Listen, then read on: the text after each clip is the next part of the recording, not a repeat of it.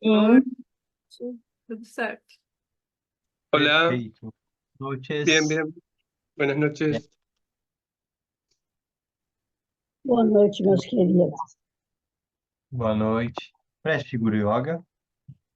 Sim, Da coroa da minha cabeça, ao palácio da grande bem-aventurança. Rezo a ti, benevolente raiz, ó precioso. Conceda-me as bênçãos de reconhecer a minha verdadeira natureza como Buda.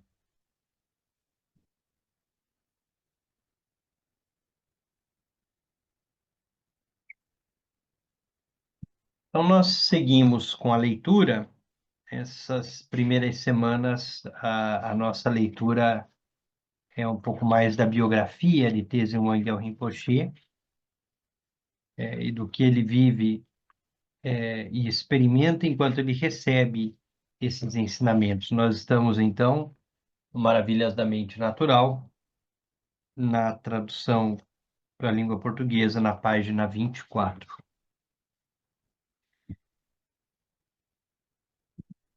Então, agora na página 24, nós estamos na escola dialética, a experiência dele na escola dialética. Lopon Sangye Tenzin, que lembram que na semana passada a gente falou sobre esse mestre, sobre o Lopon, e falamos que ele já renasceu, né, no Jorge René, que é esse tulco reconhecido pelo Tenzin Wangyal Rinpoche.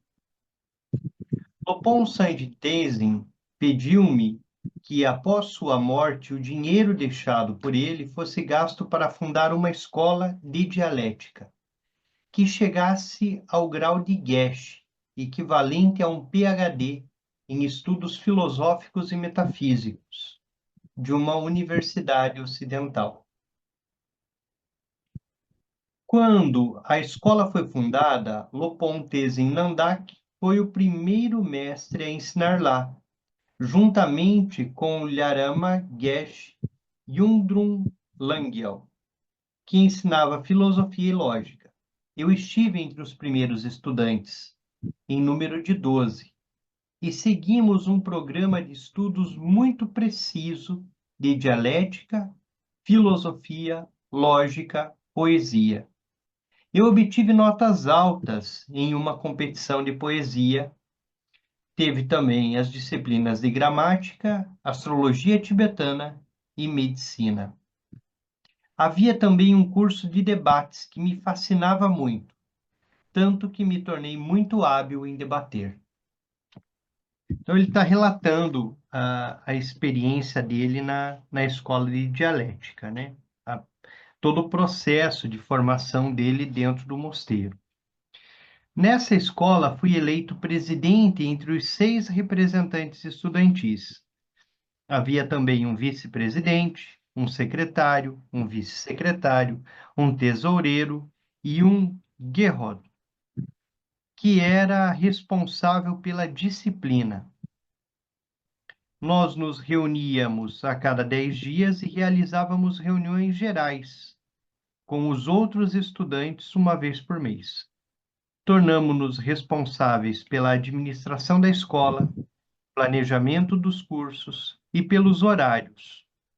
O monastério era responsável pelo fornecimento diário de 2 refeições e pelo chá, enquanto que os mestres eram responsáveis pelos ensinamentos.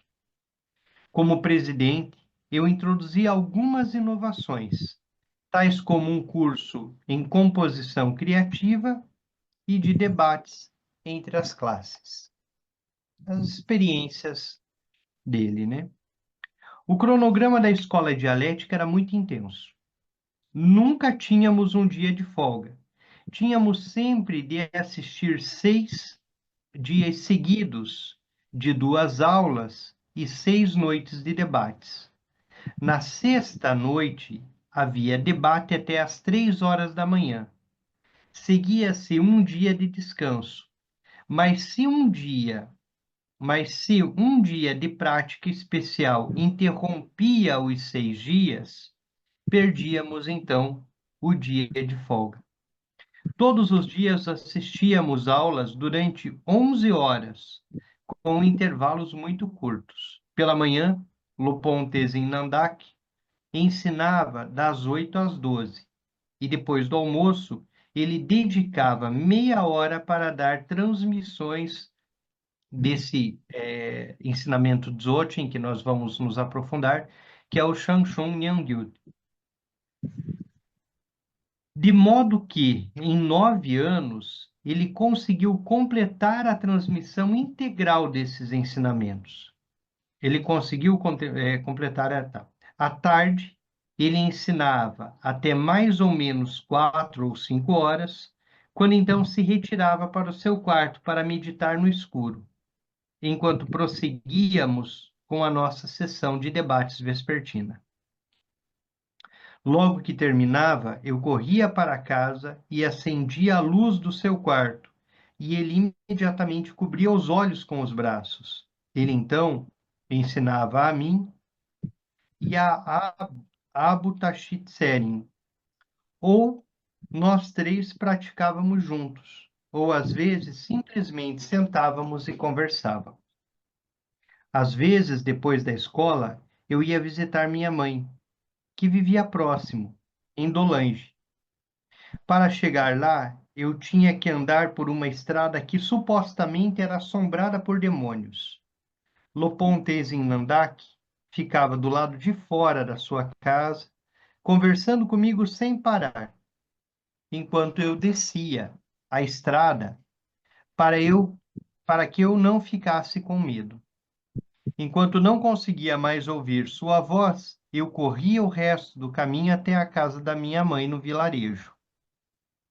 Como eu não dormia na casa dela, quando eu partia, minha mãe ficava conversando comigo enquanto eu subia a colina. Quando não conseguia mais ouvir a voz dela, eu corria o resto do caminho de volta à casa de Lopon. Pela manhã, Lopon costumava me acordar cedo, embora às vezes eu acordasse antes dele, para repetir os textos que eu tinha memorizado na noite anterior e para escrever poemas. Dentro dos ensinamentos de Dzogchen, os poemas fazem muito sentido. E durante ali os anos de 2019, se não me engano, em 2020, Tenzin Wangyal Rinpoche estava nos ensinando muito por poemas e incentivando muito a escrita desses poemas. E foi o período em que ele produziu muitos poemas e tem alguns poemas Dzogchen bastante profundos. Depois de alguns anos, o número de estudantes da escola dialética aumentou para mais de 60 e 2 professores não eram mais suficientes. Foi então que comecei a ensinar. Um dos meus primeiros alunos foi o atual Lopon, temporário em Dolange, Yang Tsuang, que descende de uma família famosa de jalupas. E aí, então, agora ele vai contar da experiência dele do retiro no escuro. Dentro das práticas e dentro da tradição, principalmente do treinamento no Dzogchen, o retiro no escuro faz parte desse treinamento. E aí há vários métodos de dias, né? 21 dias no retiro no escuro, há vários métodos dentro de cada tradição de como se faz esse retiro. Normalmente, nesse período de 21 dias, se por acaso, por essa instrução, não se tem acesso à luz, não se expõe a nenhum tipo de luminosidade durante esse tempo. Então, a cabana de retiro, o espaço de retiro, ele é feito de uma forma que ele fica todo escuro. O único contato com o mundo externo é quando trazem a comida para quem está fazendo o retiro, e ainda assim a Ali. comida ela é colocada de uma forma que não se tem acesso à luz. Então, se fica totalmente no escuro. Muitas tradições vão tratar desse retiro do escuro com alguns tipos de realização. Então, a gente vai ler um pouquinho sobre a experiência de Tenzin Wangyal Rinpoche no retiro no escuro, e na sequência a gente conversa um pouquinho sobre o retiro no escuro e tudo aquilo que surge durante esse retiro. Antes de morrer, Lopon Sangin Tenzin fez algo muito especial. Ele me chamou um dia e disse que havia feito uma prática e escrito os nomes de alguns... Pois não?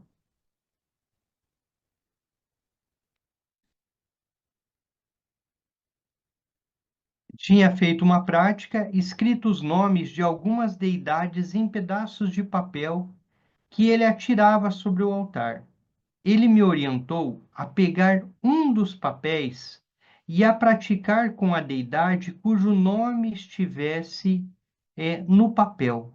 A deidade que escolhi era Shanam Gyamu, um tipo de tara que é especialmente eficaz para desenvolver faculdades intelectuais. Ele também me disse para fazer um retiro no escuro. Fiquei muito feliz. 2 anos depois, pedi permissão a Lopon Tenzin Nadak e à minha mãe para fazer o retiro. Eles concordaram, embora minha mãe dissesse que estava muito preocupada, porque era muito incomum uma pessoa tão jovem fazer um retiro no escuro. Algumas pessoas do monastério, provavelmente por inveja, disseram até mesmo que eu provavelmente enlouqueceria.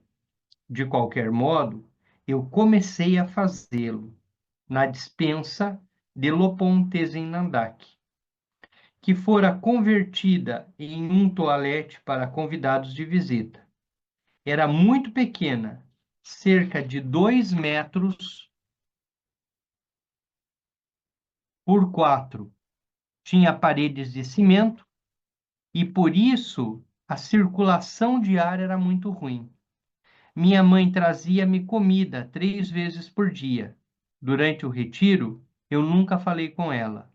Lopon e minha mãe ficavam preocupados, porque eu não estava comendo muito no almoço, nem no jantar, talvez por conta do ar ruim, e pensaram que talvez eu devesse sair do retiro antes, mas eu completei os 49 dias.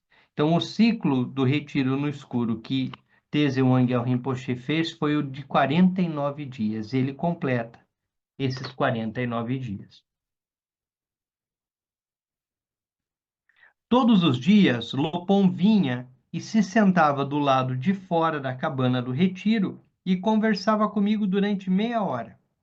Para mim, foi muito importante estar próximo do mestre nesse período.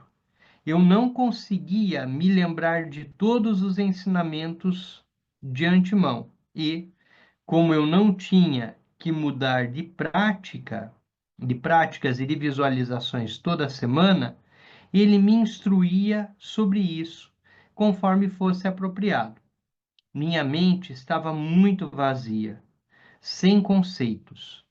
Durante os períodos de prática, minha experiência demonstrou que foi bom não receber informações externas, como notícias. As notícias provocam um distúrbio, fazem surgir toda uma sucessão de pensamentos que distraem a mente da prática. Era melhor se concentrar inteiramente em permanecer presente e desenvolver a claridade da mente. Também era muito agradável pensar sobre a maneira construtiva que estava passando meu tempo. Meu retiro no escuro foi muito bem sucedido e provocou-me uma grande mudança na minha personalidade.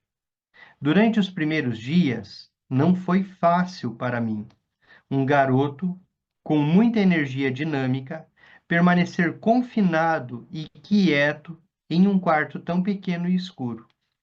No primeiro dia, eu dormi bastante, mas já no segundo dia foi muito melhor, e a cada dia que passava, havia uma melhora na maneira como eu sentia a prática e a minha capacidade de permanecer no escuro. Foi uma grande experiência em termos de estar em contato comigo mesmo. Perder contato com os estímulos externos, tais como objetos de que temos consciência através do sentido da visão, tornou-se um meio de entrar totalmente em mim mesmo. Eu havia ouvido histórias e anedotas sobre os problemas que as pessoas encontram enquanto faziam o retiro no escuro, em que os praticantes tinham visões que eles tinham certeza que eram reais, mas eu compreendi de que modo elas podiam surgir. Na vida cotidiana, as aparências externas desviam-nos de nossos pensamentos. Mas no retiro, no escuro, não há distrações desse tipo, de maneira que, pelas visões criadas por nossas próprias mentes, de maneira que ficava muito mais fácil ser perturbado, até o ponto da loucura, pelas visões criadas pelas nossas próprias mentes. No retiro, no escuro, há uma situação de privação sensorial, de modo que, quando os pensamentos ou visões surgem, na ausência de dispositivos para testar a realidade externa, nós assumimos que elas são verdadeiras e as seguimos, baseando cadeias inteiras de pensamentos nelas. Nesse caso, é muito fácil ficar submergidos nas fantasias pela nossa própria mente, inteiramente convencidos de sua realidade. Depois da primeira semana, minha sensação subjetiva de tempo mudou, de modo que 7 dias eram percebidos como 2. Dessa maneira, as últimas semanas do retiro de 49 dias foram percebidos como de 12 dias. A partir da segunda semana, comecei a ter muitas visões de raios de luz, flechas de tigres, arco-íris e símbolos diferentes. Depois da segunda semana, as primeiras formas com aparência de realidade concreta começaram a perceber. Então, depois de 2 semanas no escuro, com total privação de luz, né, e do que pudesse distrair, aquilo que a mente produz, que nós, por conta do estado de vigília, do contato com a luminosidade e tudo mais, conseguimos fazer o que nós acabamos chamando de testes de realidade, ele, na condição e na experiência do retiro no escuro, tudo aquilo que surge, surge com realidade. Existem algumas tradições que todo o trabalho do retiro no escuro é o de criar uma deidade. Até que essa deidade se materializa e o praticante se percebe essa deidade como real.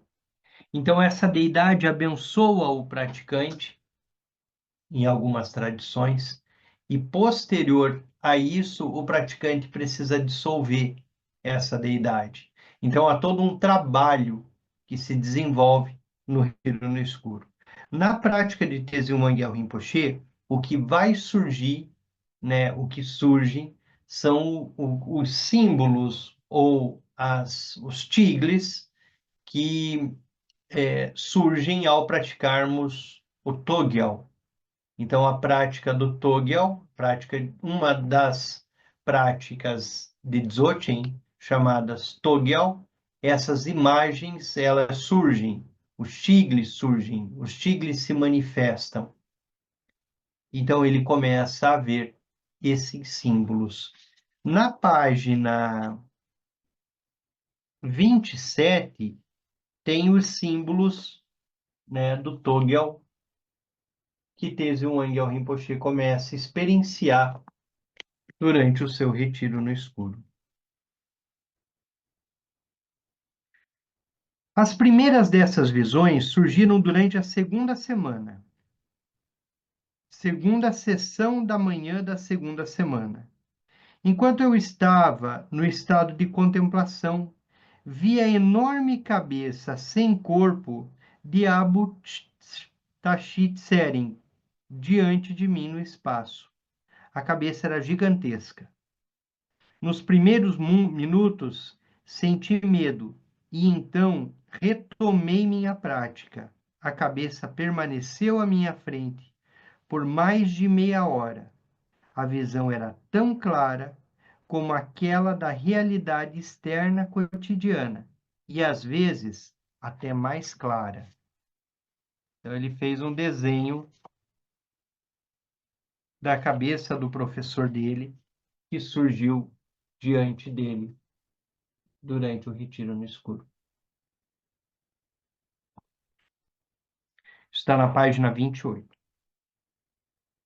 Gradualmente, eu fui vendo mais experiências, fui tendo mais experiências. Por exemplo, eu vi um homem com cabelos presos num turbante como uma racida.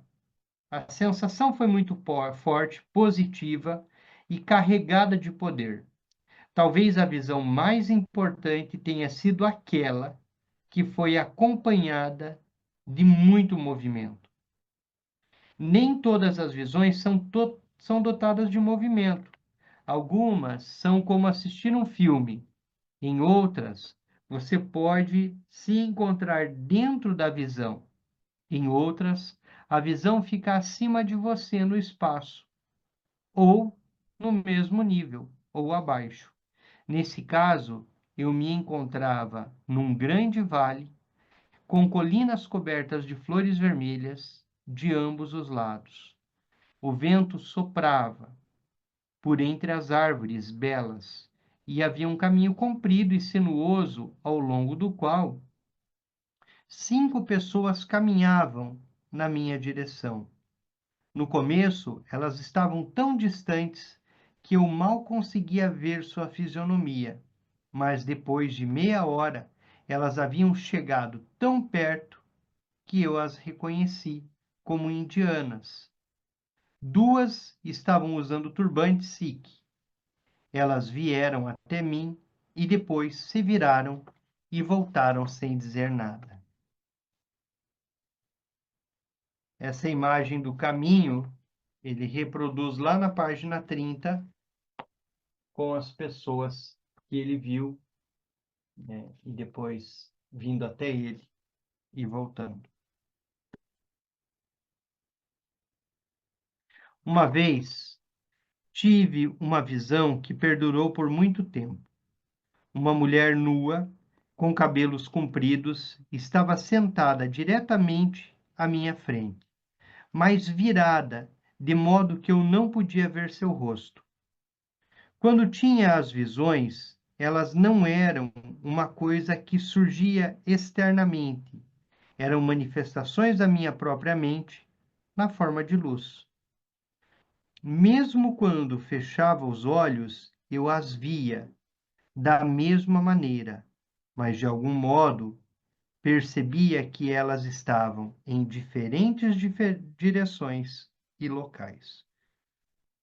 O Yogas dos Sonhos, quando nós desenvolvemos a lucidez no período do sonho, tudo isso que ele está relatando do retiro no escuro, da mesma forma nós lidamos com isso no sonho. Então, as imagens que surgem, a diferença é que nós temos consciência daquilo que se manifesta quando temos lucidez. Algumas vezes, as visões mudavam de forma. Por exemplo, uma visão de um prato de comida com batatas, tomates e feijão surgia e depois se transformava num belo rio com peixes e pedras. eu podia ver muito claramente os peixes nadando na água límpida. Estas não foram as únicas visões que tive, mas foram simplesmente as mais notáveis. Quase no fim do meu retiro, minha claridade aumentou enormemente, de modo que eu parecia ver o que estava acontecendo do lado de fora da cabana do retiro. Uma vez, com os olhos da mente, eu percebi minha mãe trazendo-me comida, vendo cada passo que ela dava em direção à cabana, até ela chegar à porta e bater para avisar que havia chegado. Na mesma hora, eu ouvi uma batida na porta, quando a minha mãe, verdadeira, me disse que havia chegado com a minha refeição, de modo que os movimentos da minha mãe, na minha visão, e os movimentos da minha mãe verdadeira haviam sido sincrônicos. Não havia sons acompanhando nenhuma dessas visões. Nem tive nenhuma ideia de tentar conversar com as visões. Somente depois de terminar o retiro é que minha mente intelectual começou a pensar que teria sido bom conversar com elas. Isso é importante, porque há uma diferença entre a experiência direta, Tenzin Wangyal Rinpoche está trazendo das visões, de tudo que surgiu, de tudo que ele viu, e de como a mente racional lidaria com isso, a mente conceitual. Então, a curiosidade de ter conversado, fazer perguntas, discutir com as visões, ele chama isso como essa articulação intelectual, né, que ali ele só estava experienciando. Ele não quis e não colocou a experiência a serviço da razão, né? Através do retiro, eu purifiquei muitas coisas em mim, a mim mesmo, e desenvolvi minha prática e minha claridade. Em um dos meus sonhos depois do retiro, que Lopon disse ser um sinal de eu ter alcançado a purificação, eu cortava uma veia do tornozelo esquerdo com uma faca, e dali saíam insetos e sangue. Depois do meu retiro, eu me tornei tão calmo e quieto que minha mãe dizia que todas as minhas irmãs deveriam fazer um retiro no escuro. Rinpoche, ele vai relatar essa mudança da personalidade dele após o retiro no escuro. E após o retiro no escuro, as experiências do Rinpoche começam a se desenvolver, né? E toda a prática dele se desenvolve rapidamente. Desde minha juventude, aí minhas experiências no Ocidente. Desde minha juventude, sempre senti uma forte atração pela metodologia científica ocidental e o enfoque acadêmico para os estudos religiosos. E depois de completar meus estudos na Índia, quando obtive o grau de Geshe, eu quis continuar meus estudos no Ocidente. Em Dolange, eu conheci vários estudiosos do Ocidente que estavam estudando Bon, como o professor Snellgrove, o professor Kivarni e o professor Blondeau. Kivarni convidou-me para ir à Noruega para fazer um doutorado em deidades tântricas do Bon na Universidade de Oslo.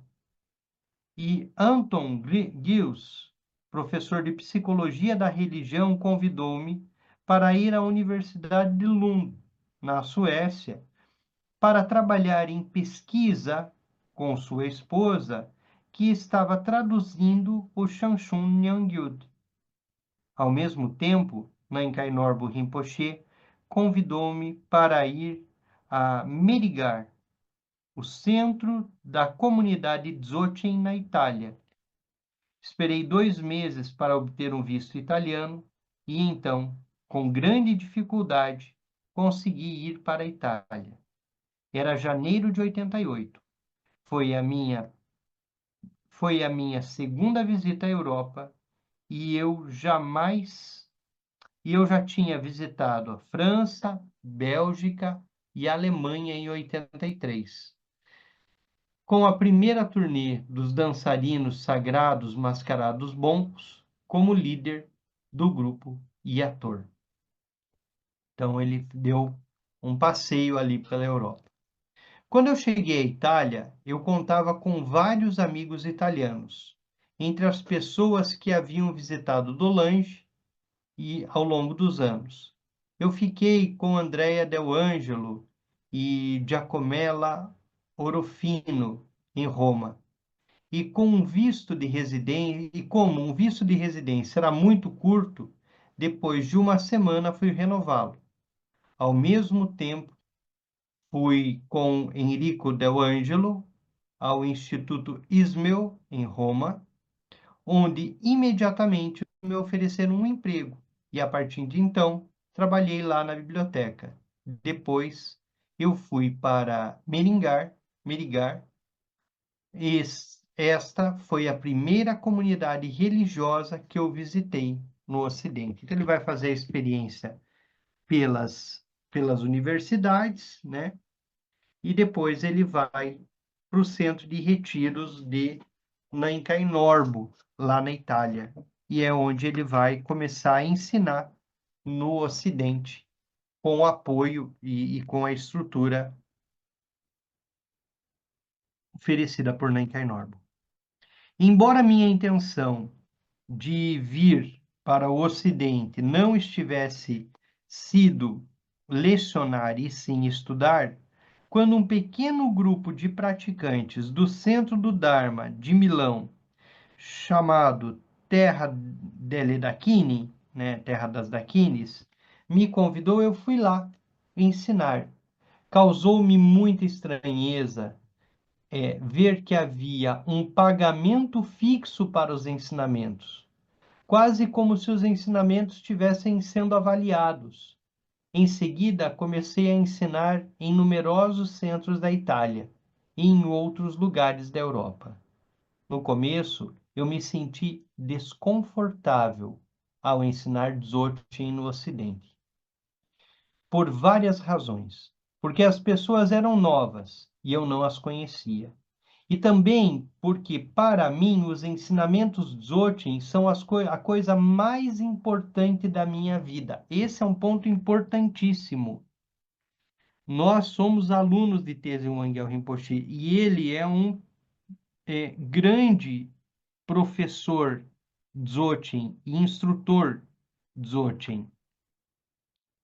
E ele coloca o Dzogchen como a coisa mais importante da vida dele. É a joia preciosa que ele está oferecendo.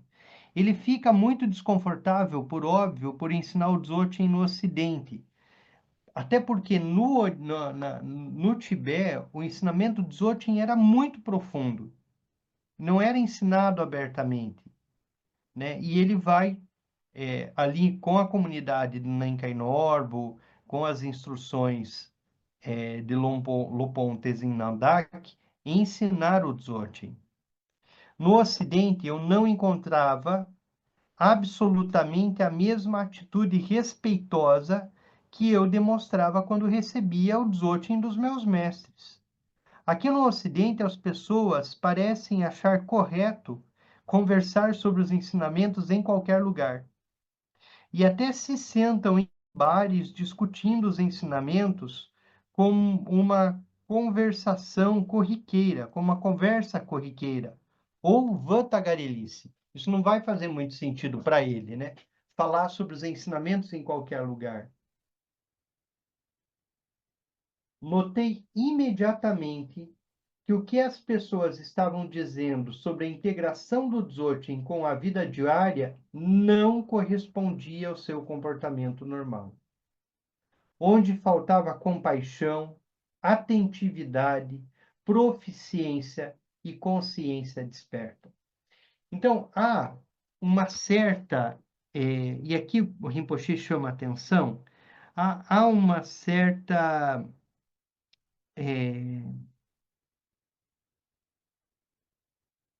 procurando a palavra. Há uma certa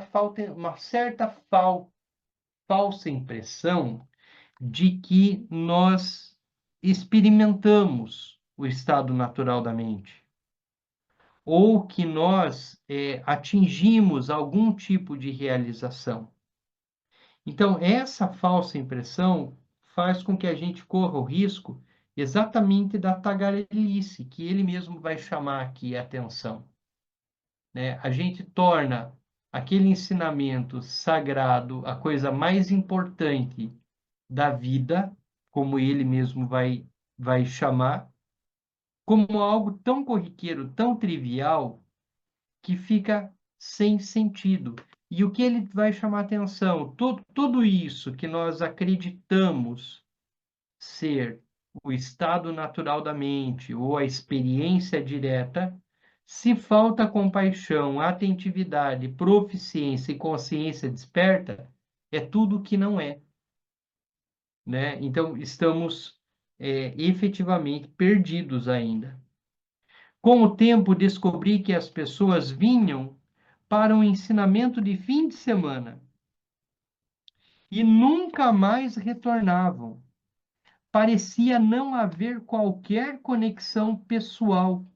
O tipo de relacionamento que existe entre mestre e estudante num contexto tradicional do Tibete da Índia, em que o mestre ensina um método e o estudante pratica, e depois retorna para contar ao mestre sobre sua experiência. E o que ele percebe? Que o ensinamento que ele vai trazer é entendido como uma coisa exótica, como um retiro no final de semana, e sem nenhuma relação mestre-discípulo, sem nenhuma relação com o guru. Há um ponto importante aqui. Se vocês tiverem oportunidade, leiam um livro do Dzongzar Khyentse Rinpoche, O Guru Bebe Cachaça, foi traduzido dessa forma para o português. Porque ali ele vai tratar muito do aspecto e da relação mestre-discípulo, mestre-aluno, né? A relação. E o Guru Bebe Cachaça é uma perspectiva, não sei onde está o meu, deve estar aqui ou está no armário ali. O Guru Bebe Cachaça, ele trata a perspectiva do aluno em relação ao mestre, o aluno reconhecendo o professor, reconhecendo o mestre. E essa relação aluno-professor é extremamente importante no andamento da prática espiritual. E ele vai chamar atenção, ele vai dizer, eu achava muito esquisito isso no Ocidente, porque eu ia lá e eu ensinava, as pessoas entendiam que aquilo era só para aquele final de semana. E depois voltavam para casa e continuavam suas vidas. Eu não gostava da falta desse contato contínuo entre mestre e estudante aqui no Ocidente. Parecia que ir ouvir os ensinamentos era simplesmente como ir assistir uma palestra comum em um auditório, de modo que às vezes parecia impessoal e eu me sentia quase como se eu estivesse falando no rádio.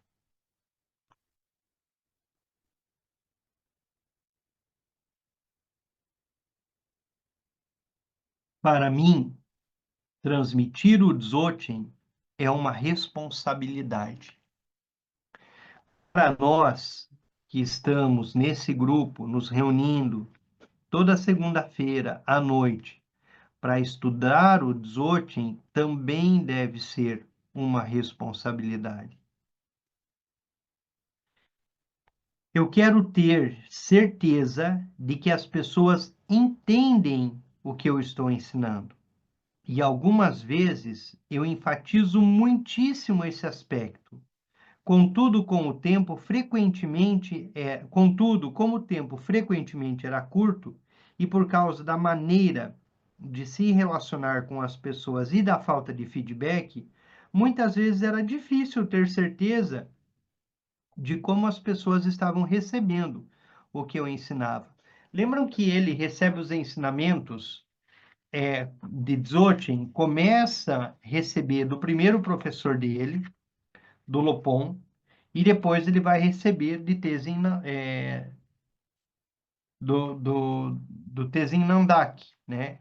É, e ele vai receber esses ensinamentos por 9 anos, meia hora todos os dias. O ciclo é de 9 anos. Então, Tenzin Nandak, Rinpoche está acompanhando, ensinando e acompanhando. E quando ele começa a ensinar no Ocidente. Então, aquela pessoa vem, ouve um ensinamento, vai embora, nunca mais aparece. As pessoas, muitas vezes, eram superficiais. Em vez de práticas, superficiais, em vez de práticas, e pareciam preferir, eram superficiais em vez de práticas, e pareciam preferir esperar, com fé cega, que algo misterioso acontecesse, em vez de trabalhar para obter uma experiência direta. Alguns grupos pareciam muito intelectuais, outros muito anti-intelectuais, mas com a intenção de ajudar os demais e atento ao que meu mestre Lopon Sandin Tenzin me dissera uma vez, quando o perigo do ensinamento Dzogchen desaparecer na era de Kali Yuga, eu fazia o melhor possível para transmitir o ensinamento. Por quê? Porque há o perigo, na era de degenerescência, dos ensinamentos Dzogchen desaparecerem. Então, para não correr o risco de que esses ensinamentos desapareçam, ele faz o melhor possível, mesmo tendo todas as dificuldades conosco ocidentais. Um aspecto positivo foi eu ter descoberto que é mais fácil fazer prática em grupo com pessoas leigas no Ocidente do que com os tibetanos leigos na Índia ou no Tibete, onde eles ficam satisfeitos apenas com iniciações, sem necessariamente saber o que estão recebendo. O aspecto tântrico acaba criando um pouco essa perspectiva para os tibetanos, de receber os ensinamentos, as iniciações sem muito compreender o que está se recebendo, e aí se busca a iniciação quase como uma bênção, assim, né? Ela tem essa característica, sem dúvida nenhuma, mas o Rinpoche está muito, muito preocupado com os ensinamentos. E ele vai gostar disso porque o ocidental ele quer entender, ele quer compreender. Depois de 2 meses, na Páscoa de 88, conduzi meu primeiro retiro em Merigar. Na ocasião, eu quis dar às pessoas a oportunidade de falar sobre suas experiências. Fiquei muito feliz em ver quanto receptivos foram os recém-chegados com as práticas e ensinamentos que eu estava dando. Depois de 3 meses na Itália, fui para a Escandinávia, em um período de 5 meses, onde trabalhei na minha tese e também dei seminários em Oslo, Copenhague, Estocolmo. Em seguida, fui para a Inglaterra e dei ensinamentos em Londres e Devon. Descobri que alguns budistas no Ocidente tinham percepções equivocadas e informações erradas sobre o bom, e não se sentiam confortáveis ouvindo ensinamentos de um mestre bom. No início, eles se sentavam distantes e depois gradativamente iam se aproximando ao reconhecer que eu estava dando ensinamentos Dzogchen sem quaisquer rótulos. O bom, ele vai ser muito rotulado negativamente aqui no Ocidente, principalmente com os movimentos esotéricos dos anos 60, né, que vão colocar os bombos como magos negros. Então, e vem para nós, para o Ocidente, uma leitura muito negativa do bom, né? Principalmente pelos movimentos esotéricos que iam para o Tibete. É claro que naquela perspectiva do Tibete, antes da invasão chinesa, existia uma questão política também relacionada às escolas. Então, os aspectos políticos acabavam vindo a partir das perspectivas dominantes, das escolas dominantes. Então, isso fez com que nós recebemos aqui no Ocidente uma impressão negativa dos ensinamentos e dos mestres bons. E o Rinpoche vai perceber isso, há muita estranheza ali, principalmente nos grupos budistas, porque é um budismo ainda que ainda está maculado por essas leituras. Aprendi muito durante minha primeira visita ao Ocidente. E, 2 meses depois de retornar à Índia, decidi voltar para trabalhar em minha tese enquanto me empregava no Instituto Ismeu, em Roma.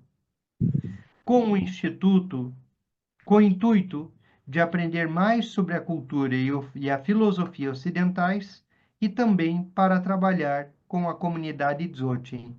Comunidade Dzogchen é a Sangha de Tenzin Wangyal, de Nankai Norbu Rinpoche.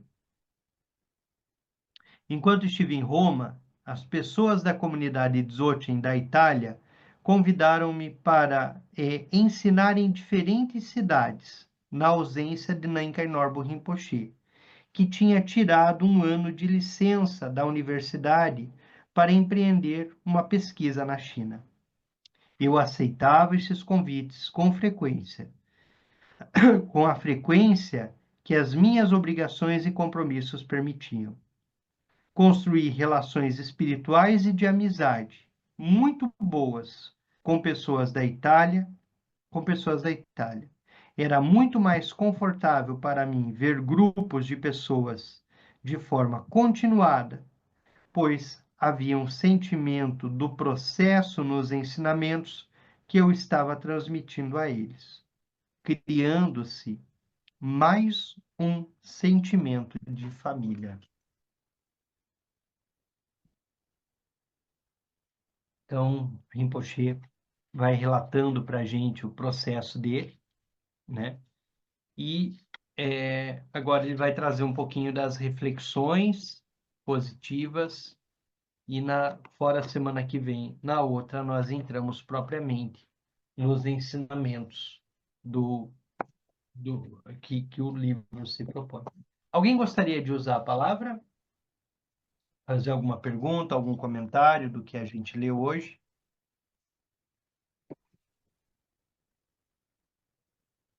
Eu acho interessante, amigos, que eu não sei nem se eu tive a oportunidade de ressaltar isso, porque isso realmente me é muito agradável, interessante, barra agradável. Por exemplo, quando a gente está estudando com o Tenzin, nos retiros, né? Principalmente nos retiros, e lendo os livros, né, que ele escreve, aí os poemas também que eu li pouco, até tenho vontade de... Eu não sei se tem algum livro só com os poemas, acho que ele ia... Se tiver, eu gostaria de, se possível, ter um nome, enfim. Mas aí sim, o que eu acho interessante, voltando, é que o professor que fica um tempo significativo estudando o ocidental para poder passar esses ensinamentos, essas práticas, garantindo uma fidelidade absoluta à pureza. Isso me é assim, cálido no meu coração. Você saber que você está recebendo vou falar de conhecimento, né? Um conhecimento, uma tradição, algo tão importante, o mais importante das nossas vidas, que é o conhecimento espiritual, de alguém ou de alguém, né? Porque junto a ele, que tem esse cuidado, essa devoção. Isso é, nossa, isso me aquece a alma.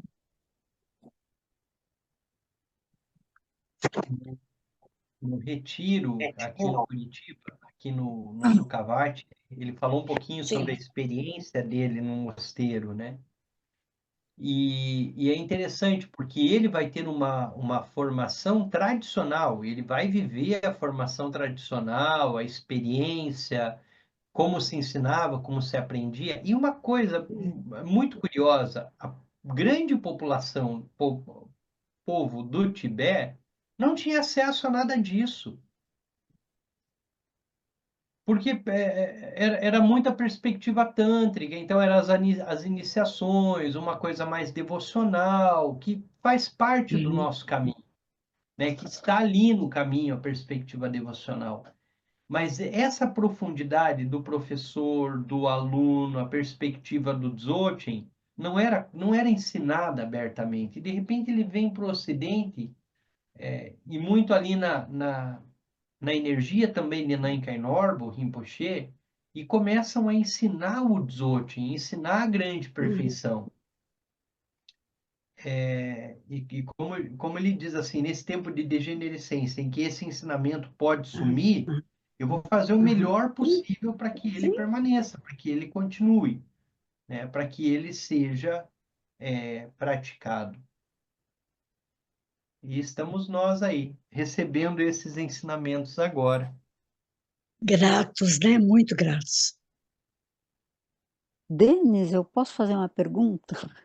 Eu não Vamos lá, entendi, Conceição. eu não entendi direito por que que eles tinham receio com o bom. Você falou que as pessoas que frequentavam os centros esotéricos. A gente vai ter aí nos anos 50 e nos anos 60 muitos grupos esotéricos que começam a estudar um pouco sobre o Tibete, fazem viagens ali no começo do século XX. A, a, Nós tivemos no Tibete, por exemplo, a Alexandra David Neal, já falei dela em alguns momentos como esse de estudos. Nós tivemos também a Helena Blavatsky. Então, tem algumas Ah, personalidades que vão para o Tibete, que fazem isso. experiências no Tibete e que muitas fazem leituras a partir de uma tradição no Tibete, a partir de uma escola ou de outra. E lá no Tibete existia uma certa rivalidade entre as escolas, né? O Tiago está lendo na terça-feira ali um livro que se aprofunda um pouco mais nisso. Então, havia uma Aham. rivalidade entre as escolas. Então, quando vem para cá essas impressões, elas vêm carregando essa rivalidade. Ah, entendi. E aí os bompos como se fossem bruxos, uma coisa assim, né? É claro que o bom, ele carrega a perspectiva mais xamânica, a relação com a natureza, com os Aham. espíritos locais, né? Há muitas histórias no Tibete que quando as pessoas praticavam, elas praticavam com os mestres budistas. Mas quando elas precisavam de uma cura, quando elas precisavam remover um obstáculo, quando elas precisavam de uma coisa assim mais forte, elas procuravam um mestre bom, né? Ou mesmo a medicina tibetana. Então, quando precisava remover um obstáculo, né? E aí é claro que o bom ele vai ter muitas práticas relacionadas à natureza, oferenda de fumaça, as Certo. práticas de cura, né? Nesse final de semana, o Yassi trabalhou com a gente aí no Brasil, a uma prática bastante potente de proteção e de cura pela água de Sigyal, né? Então, isso está muito na tradição bom, né? Hum, obrigada. Obrigado, Conceição. Alguém ali no grupo, deixa Ô, eu ver Denis, ali. Oi, pois não, Charles? Viu? Foi o Charles que chamou? Essa, Oi. isso aí que você diz é meio parecido assim com, sim, é meio parecido com o cristianismo e a Umbanda aqui no Brasil aqui, quando o pessoal recebe a oração, é quando o bicho pega, eles vão na Umbanda daí para receber, é meio parecido assim ou Veja, eu não diria que é exatamente isso, mas eu diria que é bem parecido com isso. Assim, por exemplo, o bom tem algumas práticas que as outras tradições não têm. E uma prática que marca o bom é o que é chamado do resgate da alma, o resgate do lar, né? E quando a energia vital, a pessoa está sem energia vital, ela se sente esgotada, ela se sente assim que está totalmente sem energia, se procura um professor bom e ele faz o que a gente chama de resgate do lar, o resgate da alma. Então, é uma prática para levantar essa energia, né? Para trazer de volta o lar. Então, Geshe Dema ensina bastante, fala sobre isso. O Lama é, o Lama Khalsan, que mora no México, também se dedica mais a essa prática xamânica do bom. Então, o Lama Khalsan, que trouxe para a gente, por exemplo, a prática do Buda da medicina, que é uma prática muito xamânica e, ao mesmo tempo, tem o aspecto dzogchen aí, né? Então, esses elementos, né? Vamos lá, tem duas perguntas. Uma das perguntas ali no grupo é da Andrea, né? Boa noite, Denis. Você sabe dizer se existe aqui no Brasil alguma prática de retiro no escuro? E na Sangha Ligmincha, na nossa Sangha, eu desconheço, né? Não posso até dizer que não há, não tem ninguém. Pode ser que em alguma outra tradição budista, na perspectiva tibetana, exista e se faça o retiro no escuro. Tenzin Wangyal Rinpoche conduz retiro no escuro lá nos Estados Unidos. Então, e para quem deseja fazer o retiro no escuro, ele pede que tenha feito pelo menos 25% a 50% do número. Então, teria de começar a fazer um número com ele, né, dentro da sanga, para pedir a ele o retiro no escuro. Então, lá ele conduz o retiro no escuro. Muitos praticantes que estão morando, que moram nos Estados Unidos, fizeram o retiro no escuro com ele. Em algum momento, a gente vai conseguir fazer aqui no Brasil. Hoje, a gente ainda não tem essa oportunidade. Ô, Denis, Oi, só Cida. só o segundo que tem um companheiro que quer falar. Na tradição Vipassana, tem o retiro, tem as práticas de silêncio, mas tem uma prática, não são muitos dias, no escuro, de meditação no escuro. Algo que possa se aproximar, talvez, do que a nossa linhagem oferece. Perfeito. Eu não conheço Vipassana, Cida. Eu conheço um pouco, de prática mesmo. O Jacques pergunta sobre o Jorge René, né, que é o Tulku, reconhecido por Tenzin Wangyal Rinpoche. Ele está no processo de formação dele, né? Ele faz, não sei se já completou, mas ele estava fazendo administração no México, na faculdade, e fazendo também, durante períodos longos, os treinamentos na Índia, né, nos mosteiros da tradição. A gente ainda não está vendo ele conceder muitos ensinamentos. Então, é um processo dele, um processo de treinamento dele, E lentamente o Rinpoche vai começar, certamente, abrir espaço ou